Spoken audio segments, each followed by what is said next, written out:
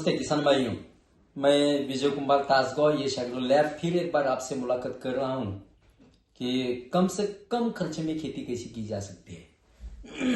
किसान भाइयों, सनबर्निंग और उकड़िया इसमें क्या फर्क है ये मैं आज बताने वाला हूं आपको।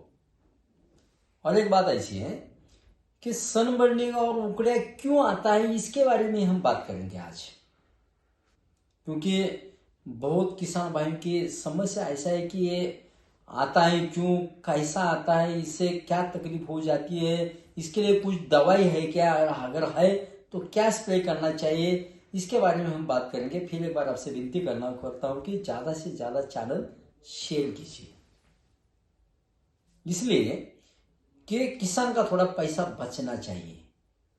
और इस साल तो ऐसा है कि पैसा बचाना ही पैसा मिलने जैसा है, क्योंकि खर्चा अभी बहुत हो रहा है। इसीलिए बगीचा का जो कुछ भी काम करना है वो ट्रेनिंग करके करना चाहिए, सीखना बहुत जरूरी है। क्योंकि अभी खेती इतनी सस्ती भी नहीं रही और खेती इतनी महंगी हो गई कि बगीचे के बाद जो कुछ भी सेहत माल किसान जब निकलता है तब हाथ में कुछ बचता नहीं है। इसलिए खेती सीखने की जरूरत है, ये बात ध्यान से सुनो।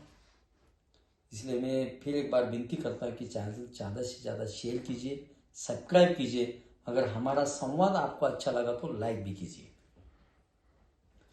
सनबर्निंग और उकड़िया इसमें फर्क एक है कि सनबर्निंग से मनी जो है वो मनी पीछे वाले के बाजू में उसको थोड़ा सा जैसा जलता है, काला पीला पड़ता है और उसको थोड़ा खड्डा पड़ता है।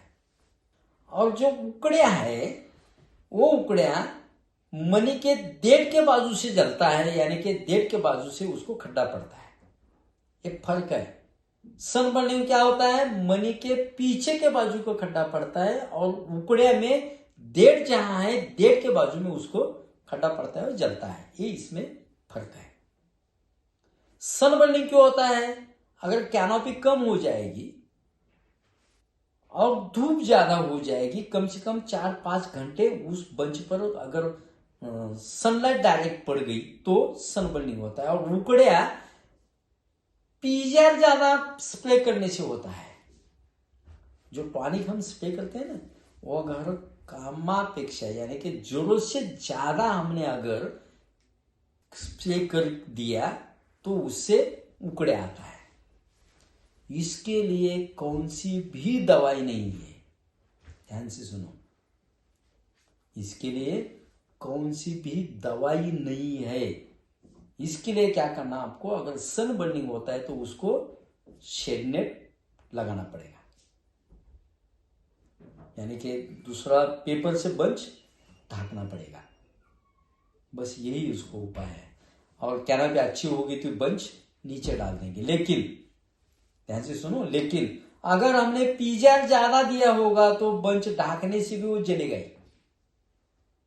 इसीलिए टॉनिक का कम से कम यूज करने का प्रयास करो। अगर ज्यादा टॉनिक हो जाएगा तो हमें नुकसान पहुंचता है। ध्यान में आया? ये दो फर्क हमने आपको बता दिया। इससे क्या होगा, आपका टॉनिक का पैसा भी बच जाएगा, बंच से उकड़िया नाम का जो रोग आता है वो भी बच जाएगा, सनलाइट ज्यादा हो जाएगी तो भी बंच को कुछ नहीं होगा, कैनोपी भी अच्छी हो जाएगी, लीफ का आकार भी अच्छा हो जाएगा, पैसा भी बच जाएगा। किसान भाइयों, इससे आगे अगर खेती करना है तो सीखना जरूरत। ये बात ध्यान से सुनो। मैंने जो आपको बता दिया वो कैसा लगा वो कमेंट बॉक्स में जरूर लिखिए। Thank you.